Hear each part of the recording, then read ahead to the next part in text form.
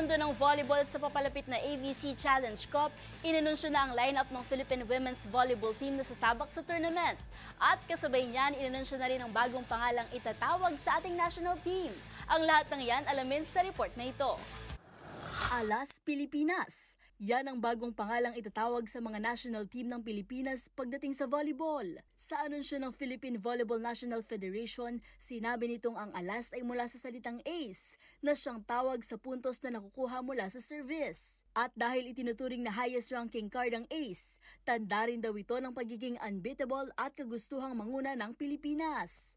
Kasabay ng nasabing anunsyo, ipinakilala na rin ang mga manlalarong bubuo sa parehong men's and women's national volleyball team. Kasama dyan ang women's PVL star hitters na sina Ea Laure at Cici Rondina, magiging Japan-based setter na si Gia de Guzman. Kabilang din ang PVL aces na sina Vanny Gandler, Don Katindig, Cherry Nunag, Del Palomata, Fifi Sharma, Jen Nierva at Fitz Peros.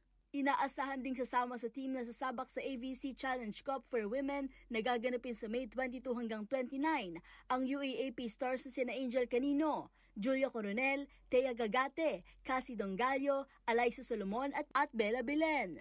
Para naman sa men's side, kumpirmadong maglalaro sina Mark Espejo, Brian Bagunas, Jos Ebañez, Menard Guerrero, Vince Patrick Lorenzo, Jay Desquitado, Adrian Villados, Kim Malabunga, John Paul Bugawan, Noel Campton, Nico Almendras, Jao Umandal, Mark Calado, Owara Tamar, Sherwin Umandal, Ruens Meltagibolos, Leo Orjales, Choi Jao, Joseph Bello, Lloyd Josaphat, at Louie Ramirez.